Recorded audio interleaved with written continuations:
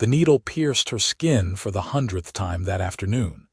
And Maggie Bennett did not flinch, as the tattooist's weathered hands traced another careful line along her forearm, the ink bleeding into her flesh like a promise she was carving into her very bones.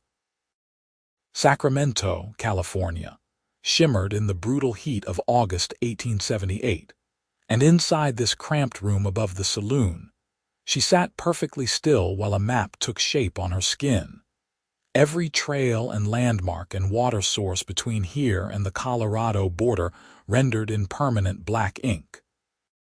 Her father had died 3 months ago with a scrap of paper clutched in his hand, a map to a silver claim he swore would make them rich. But paper burned and paper tore and paper got lost in the chaos of living. So Maggie had memorized every line before bringing it to old Chen Y, who had learned the art of tattooing in San Francisco and asked no questions when desperate people came to him with unusual requests. "You are certain about this?" Chen Y asked, his accent thick but his English clear. "This cannot be undone." "I am certain," Maggie said, watching the map emerge on her skin. The main trail ran from her wrist toward her elbow, branching off into smaller paths, each one marked with tiny symbols only she could interpret. A small cross for the mission at San Gabriel, 3 dots for the watering hole near Barstow, a star for the final destination, somewhere in the Mojave Desert where her father had supposedly staked his claim before fever took him on the journey home. She had already sold everything they owned except her horse, her father's rifle, and the clothes on her back. The journey would take weeks, maybe months, and she would be traveling alone through some of the most unforgiving country in the West. Men had died attempting less. But the map on her arm would never fade, never tear, never blow away in a desert wind. It would be part of her, as permanent as her grief and twice as useful. When Chen Y finally wiped away the last of the blood and wrapped her arm in clean cloth, Maggie paid him with the last of her savings and walked out into the Sacramento heat feeling like a different person. The sun was setting, painting the sky the color of old blood, and she stood on the wooden sidewalk watching cowboys and miners and merchants move through the dusty streets like ants in a disturbed hill. Tomorrow she would leave. Tomorrow she would follow the map on her arm to whatever fortune or ruin waited at its end. She did not expect the cowboy leaning against the post outside the general store, watching her with eyes the color of creek water in spring. He was tall and lean, maybe 25 to her 22, with dark hair that curled slightly at his collar and a face that looked like it smiled often, though he was not smiling now. He wore his gun low on his hip the way men did when they actually knew how to use it, and his clothes were dusty from hard travel. "That is a hell of a thing you just did," he said, nodding toward her bandaged arm. Maggie stiffened. "How long were you watching?" "Long enough to see you walk out of Chen Y's place looking like you just signed a contract with the devil himself." He straightened, and she saw he was even taller than she had first thought, probably 6 feet or more. "Name is August Lawson. Most folks call me Gus." "I did not ask for your name, and I am not interested in conversation." She moved to walk past him, but he fell into step beside her, easy and confident. "Fair enough. But I could not help noticing that map on your arm before Chen Y wrapped it up. I have traveled most of that country. Some of those trails are not safe for anyone traveling alone, much less a woman." Maggie stopped and turned to face him, anger flaring hot in her chest. "What I do is none of your concern, Mr. Lawson. I suggest you find someone else to bother." But August just tilted his head, studying her face like she was a puzzle he was trying to solve. "Your father was Daniel Bennett, the one who came back from the desert 3 months ago talking about silver and died before he could lead anyone back to the claim." Her hand went to the knife at her belt without thinking. "How do you know that?" I was there when they brought him in.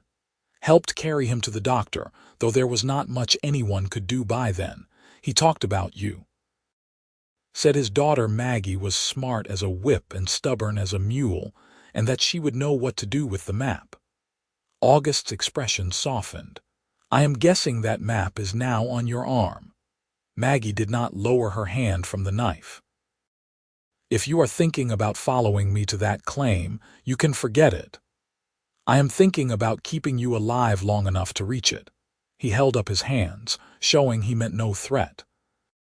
Look, I know you do not know me from Adam, but I am a decent tracker, and I can handle myself in rough country.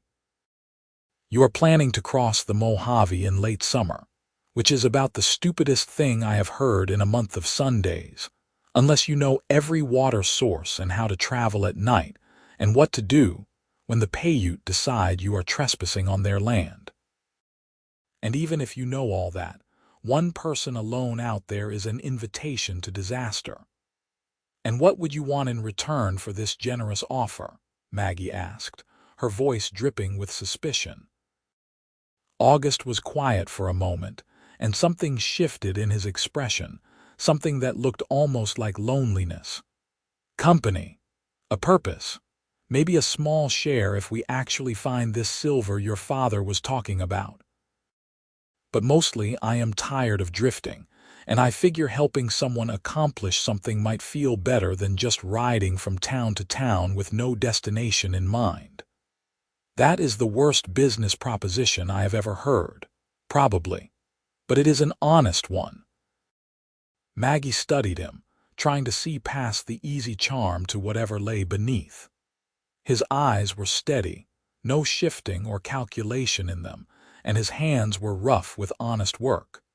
He wore a simple silver ring on his right hand, the kind men wore when they had lost someone important. Against her better judgment, she found herself considering his offer. I leave at dawn, she said finally. If you are not at the livery stable ready to ride, I go alone.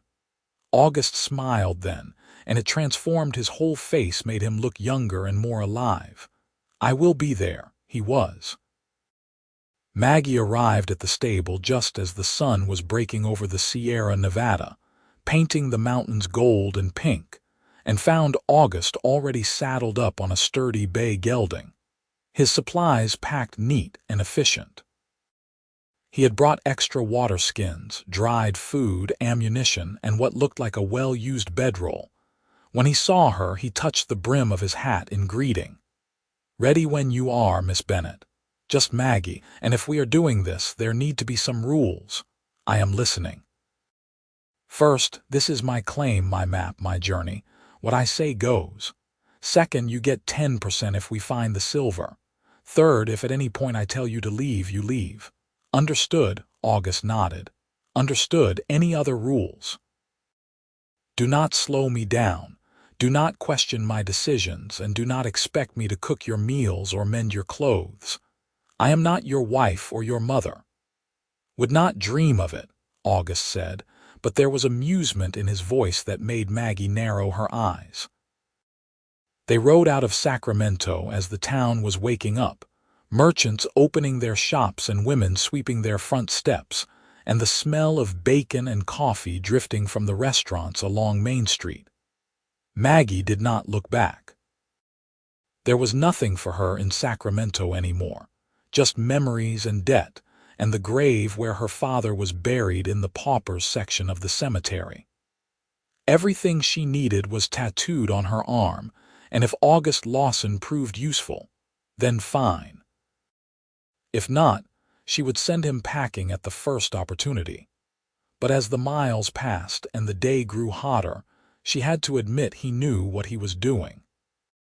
He rode easy, never crowding her or trying to take the lead, and when they stopped to water the horses at a creek around midday, he moved with the efficient grace of someone who had spent most of his life in the saddle. He did not try to make conversation, seemed content with silence, and that suited Maggie just fine. It was not until they made camp that first night, somewhere in the foothills with the valley spread out below them like a patchwork quilt, that August finally spoke more than a few words. "May I see the map?" he asked as they sat by the fire, eating jerky and hardtack. Maggie hesitated, then unwrapped the bandage from her arm. The skin was still red and tender, the black ink standing out stark against her pale flesh. In the firelight, the map looked almost alive, the trails and symbols dancing with the movement of the flames. August leaned closer, studying it carefully. "Your father was thorough. He marked the seasonal springs, the places where flash floods are likely, even the old Butterfield stage stations that are still standing. This is good work." "He was a cartographer before he came west," Maggie said quietly. "Made maps for the railroad companies, for the government. He was good at it, better than he was at finding silver, apparently." "What makes you think the claim is real?" "Because he died believing it was. Because he spent his last coherent moments making sure I knew how to find it. Because he was not a liar or a fool, even if he was a dreamer." She looked up, meeting August's eyes across the fire. "Maybe there is nothing out there. Maybe I am riding into the desert chasing a ghost, but I have to know, I have to try." August nodded slowly. "Then we will find it, one way or another."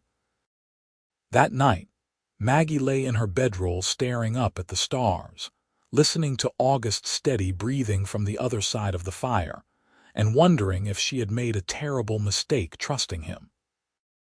But exhaustion pulled her under before she could follow that thought too far, and when she woke at dawn, August already had coffee boiling and the horses saddled. They fell into a rhythm over the next few days. Up before sunrise, riding through the coolest parts of the day, resting during the brutal afternoon heat, then pushing on until dusk. August proved to be exactly what he had promised. A competent traveling companion who knew how to find water, how to read the land, how to make a fire with damp wood. He did not complain, did not make unwanted advances, did not question her leadership. He just rode alongside her, steady as a shadow. But as the days passed, Maggie found herself noticing things about him. The way he always checked her horse's hooves before his own. The way he positioned himself between her and any potential danger, whether it was a rattlesnake sunning itself on a rock or a group of rough-looking miners passing on the trail. The way he sometimes looked at her when he thought she was not paying attention, his expression soft and unguarded. They reached the San Gabriel mission on the 8th day, a crumbling collection of adobe buildings that had once been grand, but now served mainly as a watering stop for travelers. The priest who lived there, a weathered old man named Father Miguel, welcomed them with the kind of hospitality that expected nothing in return. "You travel far?" he asked as he served them beans and tortillas in the mission's dusty courtyard. "To the Mojave," Maggie said, following a map. Father Miguel's eyes went to her bandaged arm, which she had been rewrapping every night. "A map on the skin, that is unusual." "Unusual times call for unusual measures," August said, his tone easy but his posture alert. He did not entirely trust the priest, Maggie realized, even though the old man seemed harmless enough. "You are searching for silver," Father Miguel said. It was not a question. "Many come through here with that hunger in their eyes. Very few come back." "We will come back," Maggie said firmly. The priest smiled, sad and knowing. "I pray you are right, child. I pray you are right." They left the mission the next morning with full water skins and a warning from Father Miguel about a group of bandits who had been working the trails to the east. August took the warning seriously, checking and rechecking his rifle, making sure his ammunition was dry and accessible. "You expecting trouble?" Maggie asked as they rode into increasingly desolate country. "Always expect trouble and you are rarely disappointed," August said. "But more importantly, you are rarely dead." The landscape changed as they pushed deeper into the desert. The gentle rolling hills gave way to flat, harsh scrubland, then to sand and rock that seemed to go on forever. The heat became oppressive, a physical weight that pressed down on them from a sky bleached white by the sun. They traveled mostly at night now, sleeping during the day in whatever shade they could find, and Maggie consulted the map on her arm constantly, checking their progress against the landmarks her father had noted. It was on the 14th night, as they were crossing a dry lake bed that cracked under the horses' hooves, that they heard the first gunshot. August reacted instantly, pulling his rifle from its scabbard and scanning the darkness. "Get down." Maggie slid from her horse, her heart pounding, her own rifle in her hands. The desert was full of shadows and strange shapes, rocks that looked like men and men who could hide behind rocks. Another shot rang out, closer this time, and she heard August curse softly. "Bandits. Probably the ones Father Miguel warned us about. Stay low and follow my lead." He moved with a confidence that Maggie could only envy, using the horses as cover, finding positions among the rocks at the edge of the lake bed. She followed, trusting his experience even as her mind raced with fear. She had never been in a gunfight before, had never shot at another human being. The thought made her hands shake, but she gripped her rifle tighter and tried to steady her breathing. "How many?" she whispered. "At least 3, maybe more." August's voice was calm, focused. "They are testing us, seeing if we will panic and run. Do not give them the satisfaction." A voice called out from the darkness, rough and mocking. "Leave your horses and your supplies and you can walk away. Otherwise, we will take them over your bodies." August did not answer, and Maggie understood why. Talking would give away their exact position. Instead, he waited, patient as stone, and Maggie tried to do the same even though every nerve in her body screamed at her to run. The bandits made the first move, 3 shapes detaching from the rocks and moving toward them with guns drawn. August fired once, precise and deliberate, and one of the shapes went down. Maggie fired 2, aiming high, not wanting to kill but needing to make the bandits think twice. Her shot went wide, but it had the desired effect. The other 2 shapes scattered, taking cover. "Good," August said quietly. "You are doing fine. Just keep them pinned." The standoff lasted maybe 10 minutes, though it felt like hours. Shots were exchanged, echoing across the empty desert, but no one advanced. Finally, one of the bandits called out again. "This is not worth it. There are easier targets." And then they were gone, melting back into the darkness as quickly as they had appeared. August waited another full minute before lowering his rifle. "They will not come back tonight. They have lost 1 man already, and we have shown we can fight. Not worth the risk." He turned to Maggie, and even in the darkness she could see the concern in his expression. "You all right?" "I think so." Her hands were still shaking, adrenaline making her feel sick and electric at the same time. "Did you kill that man?" "I shot to wound, but out here that is often the same thing." August's voice was heavy. "I am sorry you had to see that. I knew this would be dangerous. I knew there would be risks." But knowing and experiencing were 2 different things, and Maggie found herself suddenly grateful for August's presence in a way she had not been before. Alone, she would be dead or worse right now. Alone, she never would have made it this far. They rode through the rest of the night in tense silence, both of them watching the shadows, and when dawn broke they found a small canyon where they could shelter with their backs to solid rock. Only then did August seem to relax, and only then did Maggie realize how much danger they had actually been in. "Thank you," she said as they unsaddled the horses, "for keeping us alive." August looked surprised, then pleased. "That is what partners do, watch each other's backs, partners." The words settled into Maggie's chest with unexpected warmth. When had she started thinking of him as a partner instead of a temporary inconvenience? Sometime in the past 2 weeks, apparently, when she was not paying attention. They spent the day in the canyon, taking turns keeping watch while the other slept. When it was Maggie's turn to rest, she found sleep elusive, her mind too full of gunfire and shadows. But eventually exhaustion won, and when she woke, it was to the smell of coffee and the sight of August sitting nearby, cleaning his rifle with the methodical care of someone who had done it 1,000 times. "How long have you been doing this?" she asked, sitting up and accepting the cup of coffee he offered. "Doing what, this? Riding around, getting into gunfights, living rough?" August considered the question. "Since I was 18, so 7 years now." "Why?" He was quiet for a long time, and Maggie thought he might not answer. But finally he said, "I had a family once, a wife and a baby daughter. Cholera took them both in the winter of '71. After that, I could not stand to stay in one place.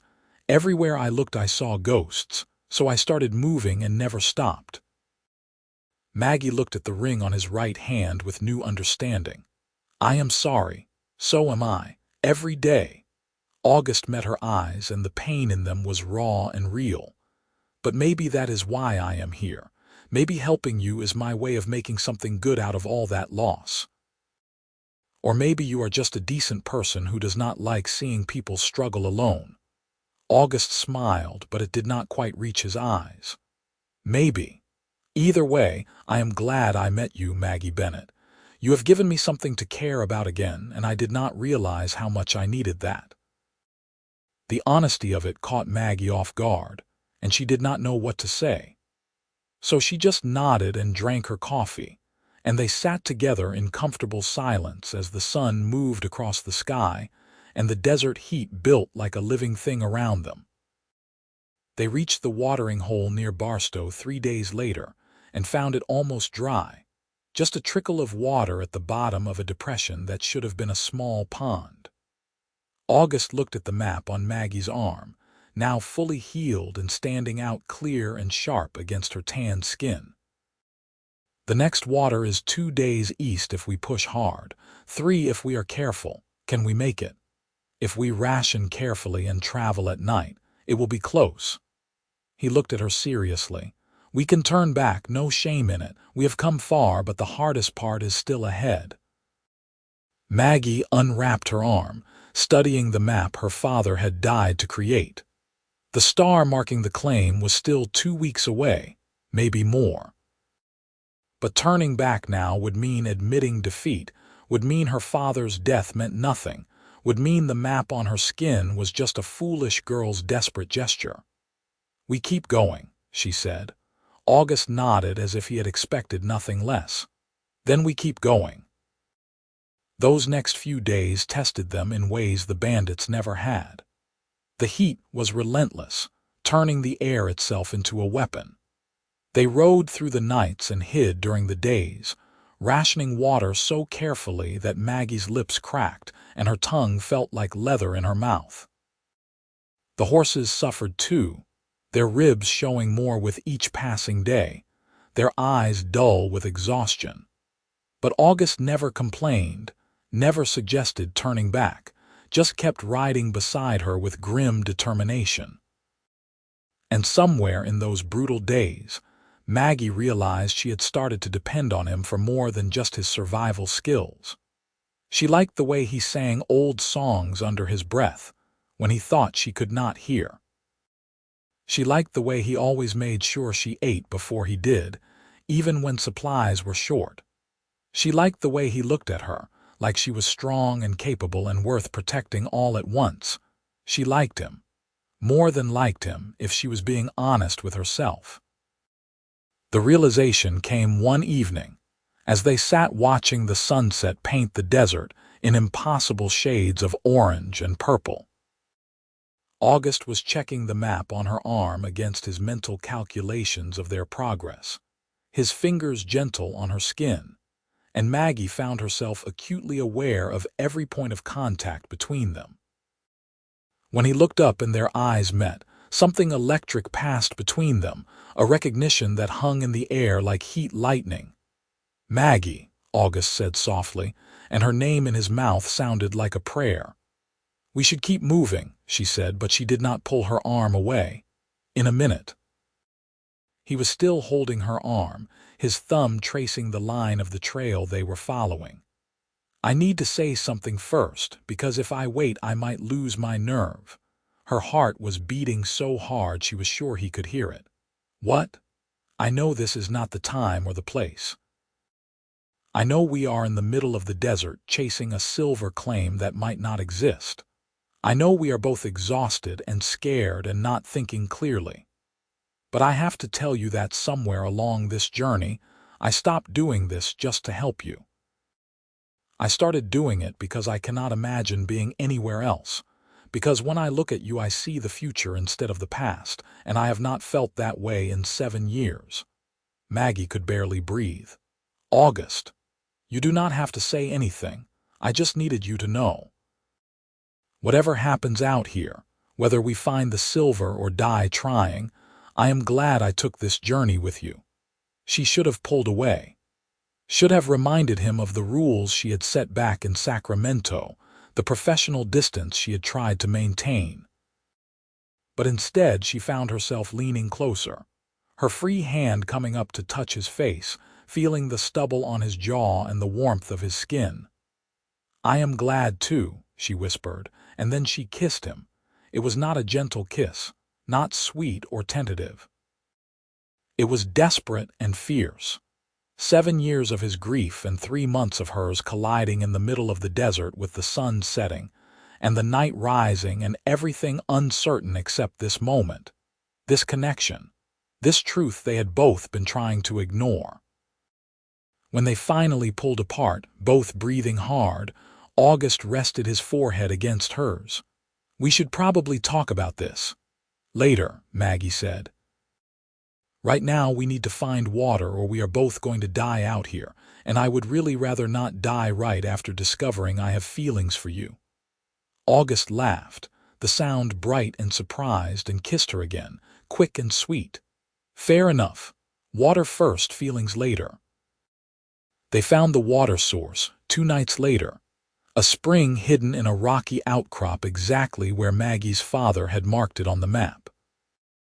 The water was cool and clear, and they both drank until they were sick, then let the horses drink their fill, then collapsed in the shade and slept for 12 hours straight. When Maggie woke, August was sitting beside her, one hand resting lightly on her shoulder as if he needed to confirm she was real. His hair was matted with dust and his clothes were filthy and he needed a shave badly, but when he smiled at her, she thought he was the most handsome man she had ever seen. "We made it," he said. "We made it," she agreed, and pulled him down for a kiss that tasted like spring water and second chances. They stayed by the spring for 2 days, recovering their strength and letting the horses rest. And in those 2 days, something shifted between them. The professional distance Maggie had tried to maintain crumbled completely, replaced by an intimacy that felt as natural as breathing. They talked for hours, sharing stories from their pasts, their hopes for the future, the things they had lost, and the things they still wanted to find. August told her about his wife, Sarah, who had loved wildflowers and could make a meal out of almost nothing. About his daughter, Emma, who had lived only 6 months but had changed him completely. About the guilt he still carried for surviving when they had not. Maggie told him about her father, about growing up with just the 2 of them after her mother died in childbirth.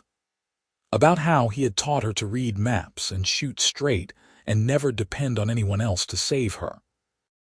About how she had failed him in the end, unable to keep him alive long enough to reach the silver that had meant so much to him. "You did not fail him," August said firmly. "You are here, following his map, trying to make his dream real. That is not failure. That is love." Maggie wanted to believe him. So she did. On the 3rd day they set out again, heading northeast toward the final marker on the map.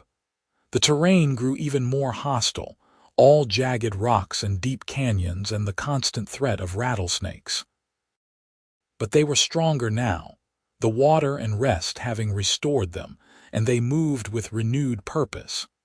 It was Maggie who spotted the landmark first, a distinctive rock formation that looked like a crouching lion, exactly as her father had drawn it on the map. Her heart leaped into her throat. There, that is it. The claim should be just beyond that ridge. They rode faster now, caution abandoned in favor of excitement, and when they crested the ridge and looked down into the valley below, Maggie felt tears spring to her eyes. Her father's camp was still there. A small tent, now torn and sun-bleached. A fire ring. Tools scattered around a shallow pit where he had been digging, and on a stake driven into the ground a piece of paper weighted down with rocks, her father's handwriting visible even from this distance. They rode down into the valley in silence, and Maggie dismounted with shaking hands. She walked to the stake and picked up the paper, her vision blurring as she read, "For my daughter Maggie. If you are reading this, I did not make it back. I am sorry for that. I am sorry for a lot of things. But I am not sorry for finding this place. There is silver here, girl, real silver enough to give you the life you deserve, the life your mother would have wanted for you. Follow the main vein north into the rocks. I have marked the best spots. Be smart, be careful, be happy. I love you. Dad." Maggie sank to her knees in the dust, clutching the letter, and wept for the first time since her father died. August was there immediately, pulling her into his arms, holding her while she cried out 3 months of grief and exhaustion and fear. He knew, she sobbed into his shoulder. He knew he was not going to make it, and he still wanted me to have this. "Because he loved you," August said, his own voice rough with emotion. "Because that is what fathers do." They stayed like that for a long time, holding each other in the ruins of her father's camp, while the desert wind blew dust around them, and the sun climbed higher in the sky. And when Maggie finally pulled back, wiping her eyes, she felt lighter somehow, as if the tears had washed away some of the weight she had been carrying. "Let us see if he was right," she said. "Let us find this silver." It took 3 days of digging before they hit the vein, but when they did, it was everything her father had promised. A thick seam of silver ore running through the rock, rich and pure and absolutely real. Maggie stood staring at it, hardly able to believe it was true, while August whooped with joy and picked her up and spun her around. "You did it," he said, laughing. "You actually did it." "We did it," Maggie corrected. "I never would have made it here without you." August set her down gently, his expression growing serious. What now? It was a good question. They could not mine the silver themselves, not with just the two of them and limited supplies. They would need to stake the claim properly, file the paperwork in the nearest town, hire miners, set up an operation. It would take months, maybe years, to turn this discovery into actual wealth. But Maggie looked at August, at his hopeful expression and his gentle eyes, and the way he was looking at her like she held all the answers, and she knew exactly what she wanted. "Now we go back to Sacramento and make this legal. We hire people we trust to work the claim. We build something real here, something lasting." She took a breath. "And maybe, if you are interested, we build something real between us too." August's smile was like sunrise. "I am very interested." He kissed her then, deep and thorough, and Maggie kissed him back with all the hope and joy and fierce affection she had been holding back. The desert wind blew around them, warm and constant, and somewhere overhead a hawk cried out. And Maggie thought that maybe, just maybe, everything was going to be all right. The journey back to Sacramento took 3 weeks, but it felt shorter somehow, lightened by their success and their growing certainty in each other. They rode side by side, talking and laughing and making plans for the future. At night, they lay close together under the stars, August's arm around her shoulders, and Maggie felt safer than she had in years. They stopped at the San Gabriel mission on the way back, and Father Miguel took one look at their faces and smiled. "You found what you were looking for," he said. "We did," Maggie confirmed, "and more besides." The priest nodded knowingly. "Love and silver, that is quite a journey." "The best kind," August said, squeezing Maggie's hand. They reached Sacramento in early October, the heat finally broken by the promise of autumn. Maggie barely recognized the town after 2 months away. It felt smaller somehow, less intimidating. Or maybe she was just different now, hardened by the desert and softened by August's love in equal measure. They filed the claim at the land office, providing all the documentation and descriptions necessary to make it legal and binding. The clerk's eyes widened when he saw the detailed map tattooed on Maggie's arm, but he asked no questions, just processed the paperwork efficiently. "You will need to have someone working the claim within 6 months to maintain ownership," he advised, "and you will need to register any ore you extract with the assayer's office." "Understood," Maggie said. She had already been thinking about who to hire, what equipment they would need, how to set up a proper mining operation. It was overwhelming, but in a good way, a purposeful way. August helped her find a reputable mining company willing to work the claim in exchange for a percentage of the profits. They negotiated fair terms, got everything in writing, and within a month had a crew heading out to the site to begin proper extraction. The initial assays came back even better than expected. If the vein continued as deep as it appeared to go, Maggie would be a wealthy woman within a year. But wealth was not what occupied her thoughts as autumn turned to winter. What occupied her thoughts was the man who had traveled through hell with her and never asked for anything in return. The man who made her laugh and held her when she cried and looked at her like she was the answer to every question he had ever asked. They had taken rooms at a respectable boarding house while they sorted out the claim, and while they maintained separate rooms for propriety's sake, August spent most of his time in Maggie's, talking and planning and slowly building a future together. It was during one of these evenings, with rain pattering against the windows and a fire crackling in the hearth, that August finally asked the question Maggie had been waiting for. "Marry me," he said simply. "I know it has only been a few months. I know we should probably wait longer, be more sensible. But I have already lost years to grief and loneliness, and I do not want to waste another minute. I love you, Maggie Bennett. I want to spend the rest of my life walking whatever paths you choose, helping you find whatever you are looking for." Maggie felt tears well up, but they were happy tears this time. "I tattooed a map on my arm so I would never lose my way. I know. But you are my way now. Wherever you are, that is where I want to be." August pulled her close, his hand cupping her face with infinite tenderness. "Is that a yes?"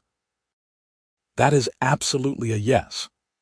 They were married 3 weeks later in a small ceremony at the Sacramento courthouse, with Father Miguel making the trip up from San Gabriel to officiate, and a few friends they had made in town standing as witnesses. Maggie wore a simple blue dress and carried wildflowers, and August wore his best clothes and could not stop smiling.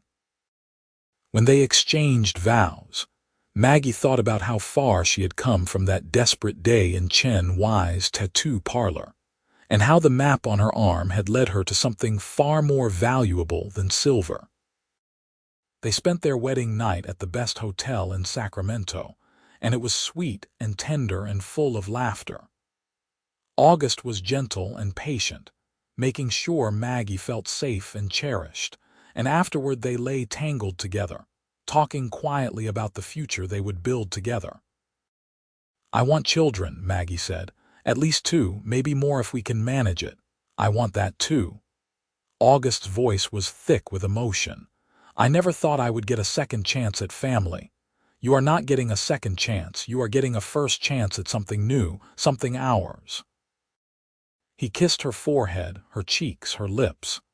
I love you so much it scares me sometimes. Good. I would hate to be the only one who is terrified. They laughed together in the darkness, and Maggie thought that maybe fear was not such a bad thing when you had someone to share it with. They bought a house in Sacramento the following spring, a modest but comfortable place with a garden and enough room to grow.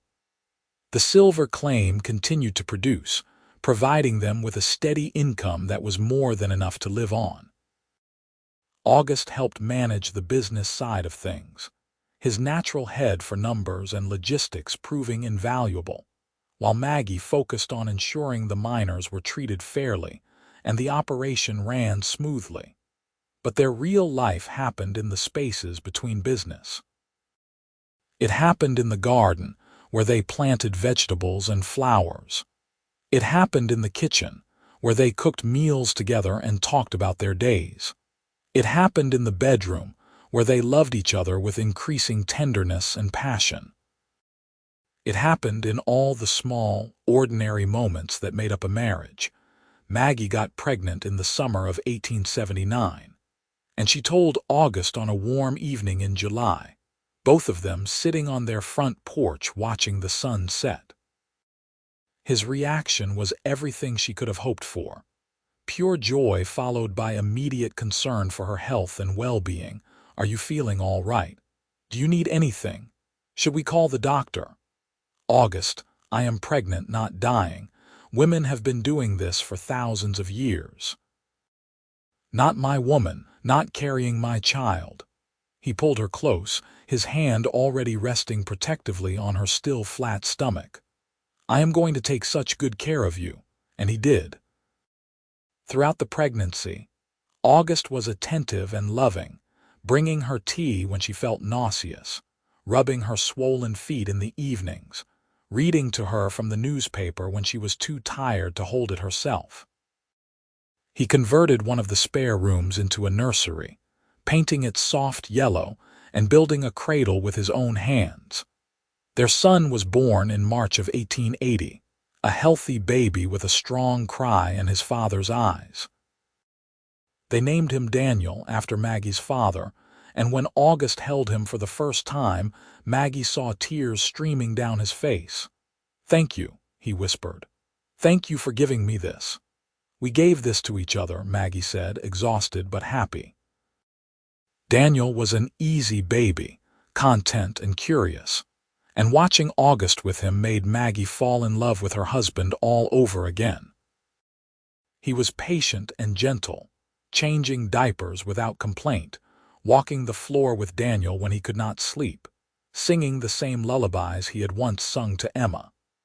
And though Maggie knew he must think of his first daughter sometimes, he never let it shadow his joy in his son.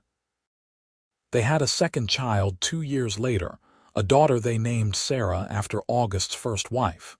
It was August who suggested the name, and Maggie who agreed without hesitation. She would want you to be happy, Maggie said. She would want you to have this. I think she would have liked you, August said. I think you two would have been friends.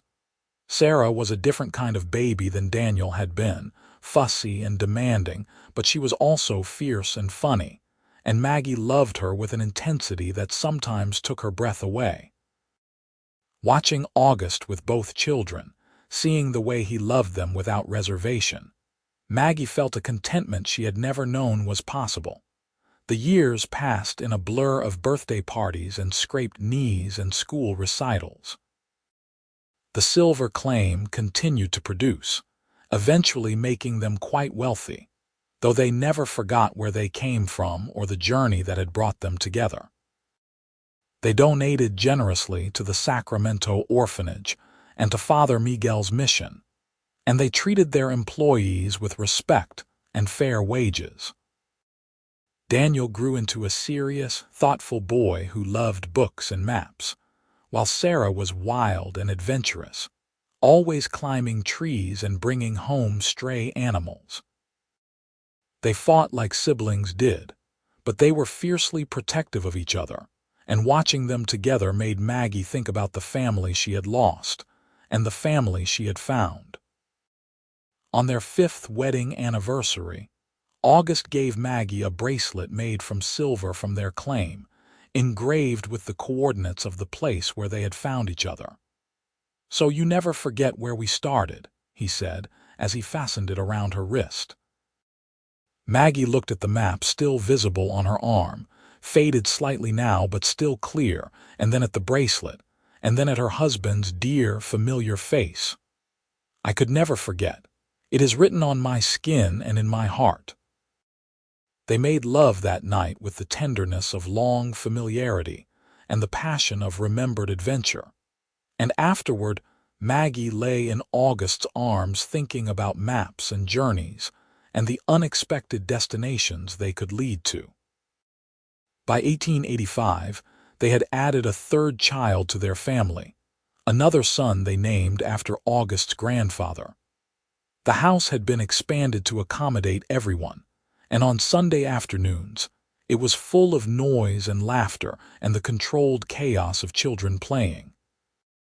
August's hair had started to gray at the temples, and Maggie had laugh lines around her eyes, but they both felt younger than they had in their early 20s, before loss had aged them prematurely.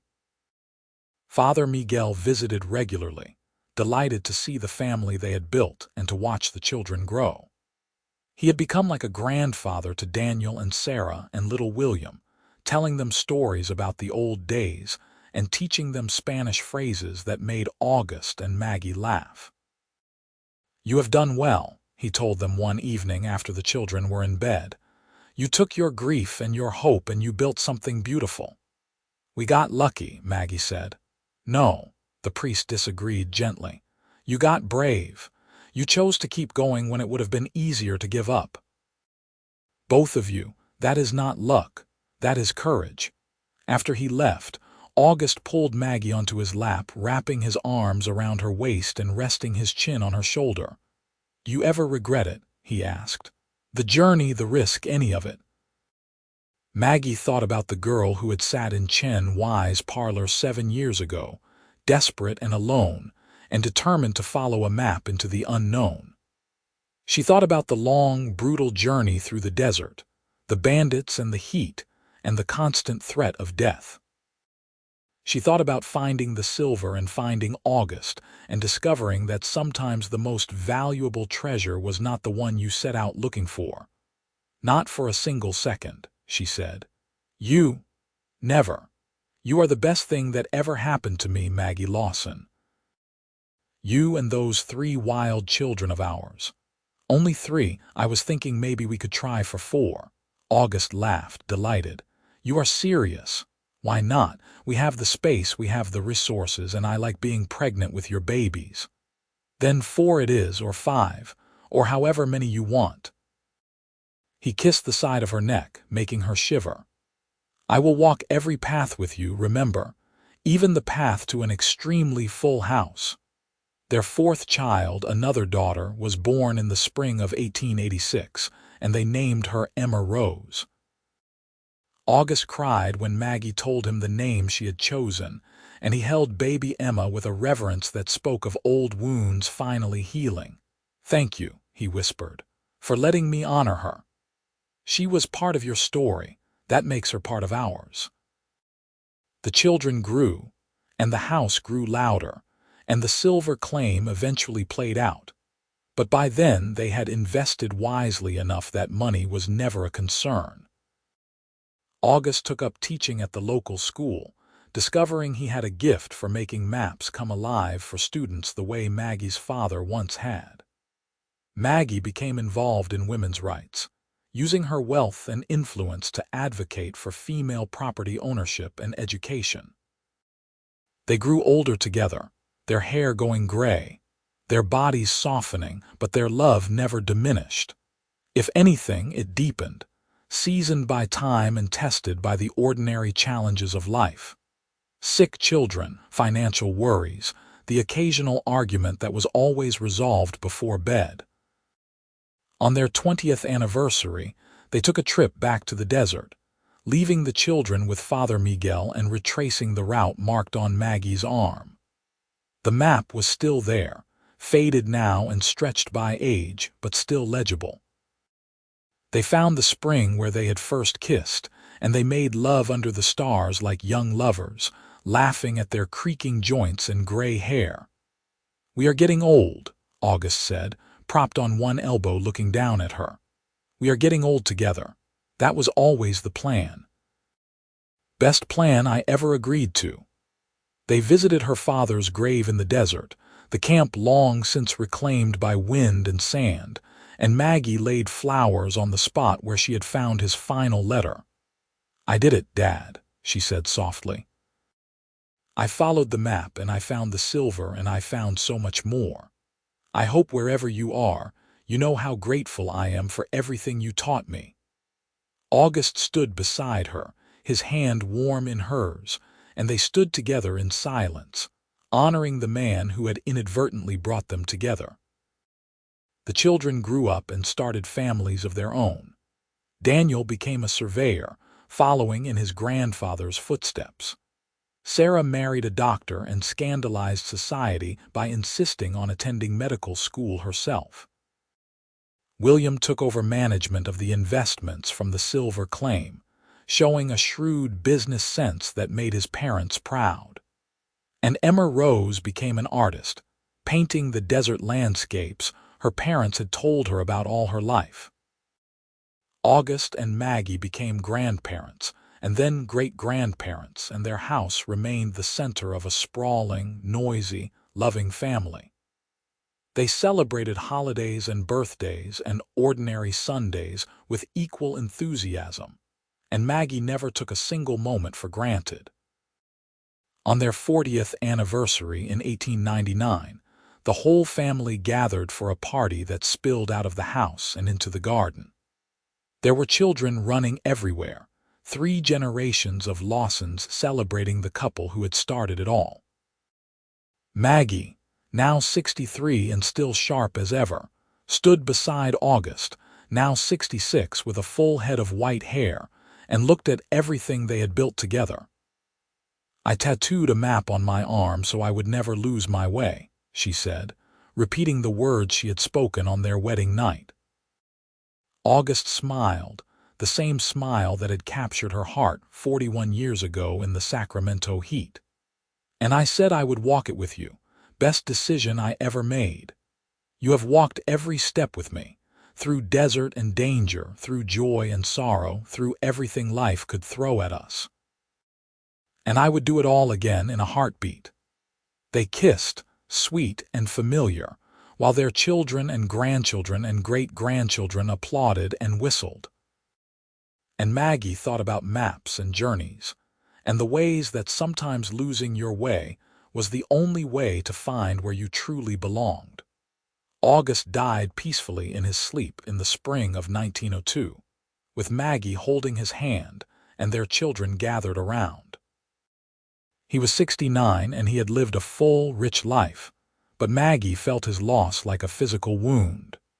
For weeks after, she walked through the house touching things he had touched, wearing his old shirts, sleeping on his side of the bed because it still smelled like him, but she did not break. August had taught her that grief and love could exist side by side, that honoring the past did not mean abandoning the future. So she kept living, kept loving their children and grandchildren, kept telling stories about the cowboy who had offered to walk a dangerous path with a desperate young woman, and had ended up walking through life beside her. She lived another 12 years, long enough to see all her children settled and happy, long enough to hold great-great-grandchildren in her arms.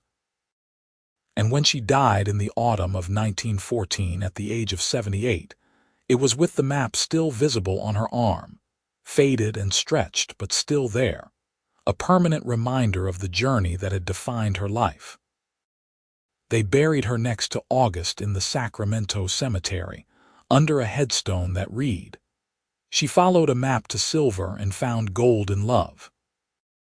And at the funeral, surrounded by the enormous family she and August had created, their eldest grandson told the story of how they met, how they fell in love, how they built something lasting from grief and hope and determination. The map on Maggie's arm had led her through the desert to silver, but more importantly, it had led her to August.